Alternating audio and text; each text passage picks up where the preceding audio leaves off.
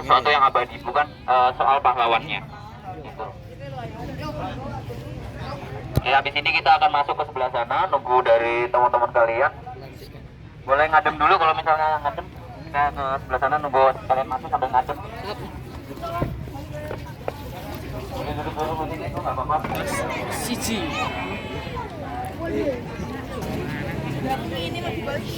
Video ngapa cok kayak ini cok? Mangan aduh. Engko anak pas.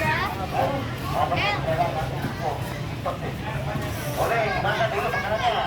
Snack-snack kemakan boleh. Ayo belakangan ini kalau kerja. Perempuan dulu kan.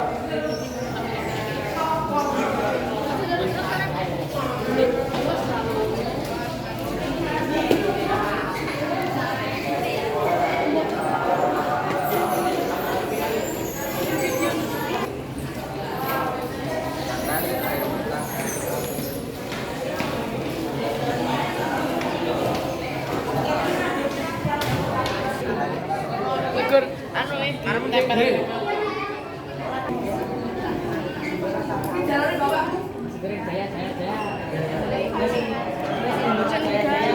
Yo Dani perasaan ngono.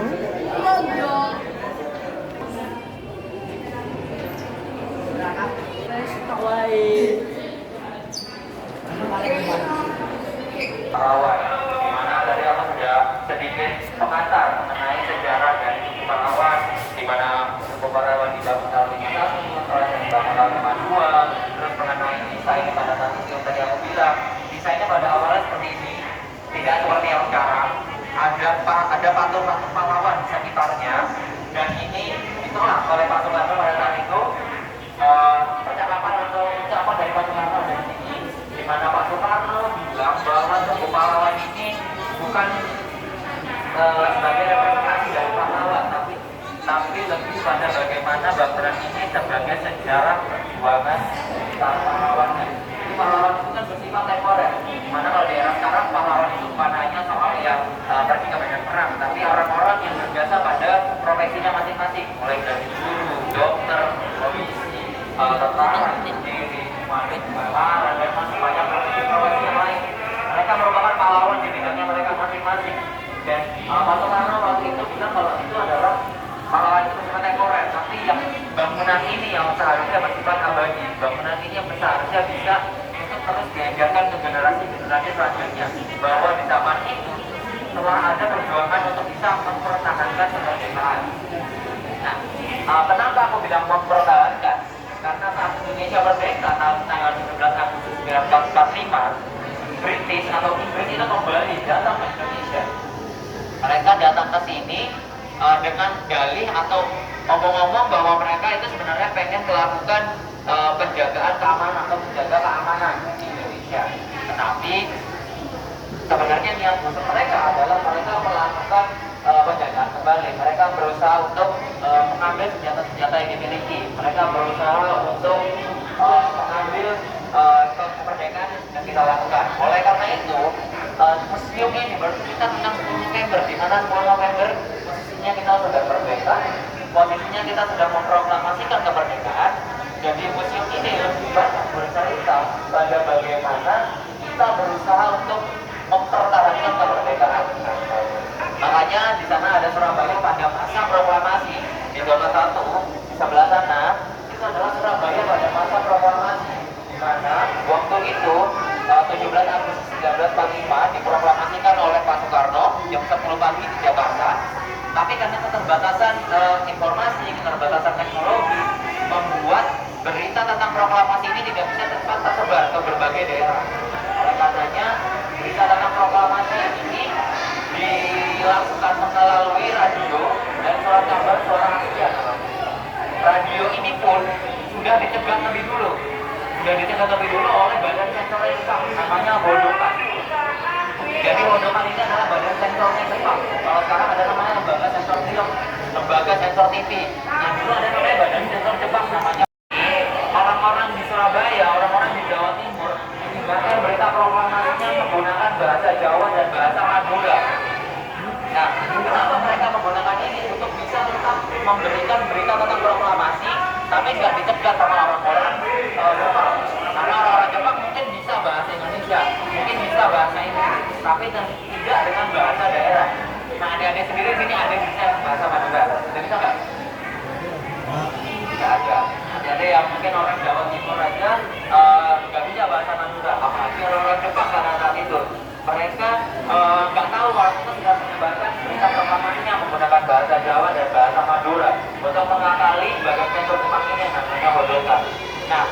setelah Indonesia merdeka, otomatis Pak Soekarno sebagai presiden pertama butuh orang-orang atau badan-badan yang bisa membantu beliau tingkat pusat.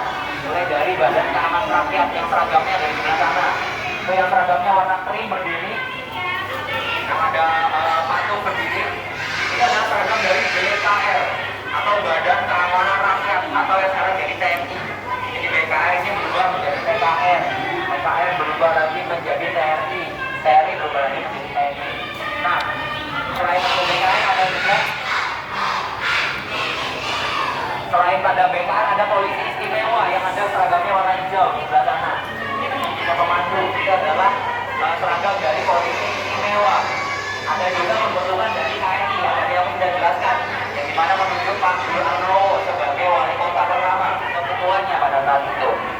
Nah, sebenarnya polisi istimewa ini namanya ya polisi istimewa. Polisi istimewa ini dulu namanya mereka organisasinya polisi istimewa, dan mereka memproklamasikan diri mereka, memproklamasikan organisasi mereka sebagai polisi Republik Indonesia. Gitu. Dan itu dilakukan pada tanggal 21 Agustus 1945. Jadi 4 hari pasca kemerdekaan Indonesia. Diproklamasikan oleh Pak Inspektur Tingkat 1 Muhammad Yasin atau Ibtu Muhammad Yasin.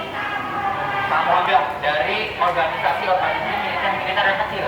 Kan dulu organisasi militer banyak yang dari daerah-daerah, kan dari mungkin dari agama, dari ras. Nah itu bersatu dalam satu wadah yang besar bagaimana organisasi militer harus menjadi satu atas nama Tentara Nasional Indonesia, walaupun pada awalnya namanya BKR, Badan Keamanan Rakyat, berubah lagi jadi Tentara Republik Indonesia. Organisasi ini dibentuk untuk bisa memberikan bantuan atau juga melakukan konsolidasi di antara tingkat pusat dan tingkat daerah dalam hal pemerintahan. Jadi Pak Soekarno pada saat itu tidak sendirian menjalankan pemerintahan di tingkat pusat, untuk orang-orang juga di tingkat daerah untuk bisa menjaga keamanan, menjalankan pemerintahan, menjaga stabilitas keamanan. Jadi berbagai macam organisasi ini bisa menghandle banyak hal untuk bisa mengkonsolidasikan antara tingkat pusat dan tingkat daerah. Jadi itu poin penting dari pembentukan dari badan-badan keamanan. Balik ke sini, pembentukan dari Museum Tugu Pahlawan ini pada akhirnya selesai dibangun, dan ini adalah foto dari peresmiannya Tugu Pahlawan. Dan ini adalah Pak Mustajab yang memimpin proyek pembangunan. Pak Mustajab ini adalah wali kota semua Pak Budi Anowo. Jadi Pak Budi Anowo ini adalah wali kota pertama, dan ini adalah wali kota kedua setelah Pak Budi Anowo. Gitu. Dan ini adalah orang-orang yang berjasa pada pembangunan Tugu Pahlawan, kepanitiaannya pada saat itu. Dan ini adalah desain akhirnya yang seperti yang sekarang, yang jadi seperti sekarang ini. Pensil paku terbalik. Pada awalnya desainnya kayak gini, ditolak, pas menolak, dan akhirnya minta digambar lagi, dan akhirnya jadinya seperti ini. Gitu. Mungkin ada pertanyaan? Belum? Oke. Jadi itu adalah yang sebelah sana mengenai Surabaya pada masa proklamasi. Nanti di atas ada koleksi senjata peninggalan dari Jepang, ada Amerika juga, dan lebih banyak Inggris, di mana memang peristiwa 10 November ini kan pasca proklamasi, di mana Indonesia berusaha mempertahankan kemerdekaan yang juga dimiliki pada saat itu. Gitu. Dan atau kita mungkin kalau pada saat itu ini merupakan rumah sakit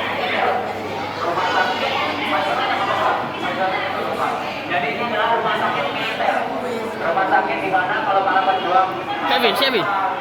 anak perang pada saat itu dibawa ke rumah sakit ini. Ini adalah rumah sakit salah satu rumah sakit tertua yang ada di Surabaya, dan waktu itu setelah ini selesai beroperasi, setelah kita berhasil mempertahankan kemerdekaan dan Inggris tertinggal di Indonesia, rumah sakit ini akhirnya diubah menjadi Delta Plaza Surabaya atau menjadi mall. Sekarang menjadi mall. Lokasi rumah sakit ini sekarang menjadi mall, maka waktu itu dibangun karena adanya krisis moneter. Jadi ini dibangun untuk menjadi mall untuk bisa membangkitkan ekonomi Surabaya dan Indonesia. Nah, ya rumah sakit ini ada sebuah lagi membangun soal ini adalah markas yang dipakai. Jadi ini adalah markas yang peta sama markas yang lupa. Headquarternya atau kantor utamanya di Surabaya. Aku sudah lokasinya adalah rekonstruksi dari pilar-pilar ini. Jadi patung Nata yang ada di depan, ada fondasi-fondasi dari pilar-pilar adalah rekonstruksi dari pilar-pilar ini. Namanya lokasi ini merupakan lokasinya Tugu Pahlawan sekarang, di mana masyarakat Surabaya waktu itu melakukan penyerangan terhadap markas ini untuk bisa mengambil senjata. Jadi waktu itu lokasi ini sebenarnya cukup ditakuti oleh apabila Surabaya karena ini adalah tempat orang-orang yang Oh iya. bahwa Bentar.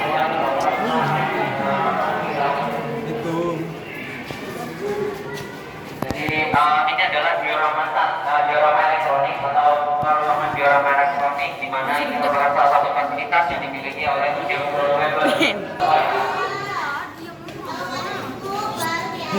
Ya, tunggu dulu semua. Cerita dari perjalanan atau peristiwa ini dari Surabaya pada 10 November.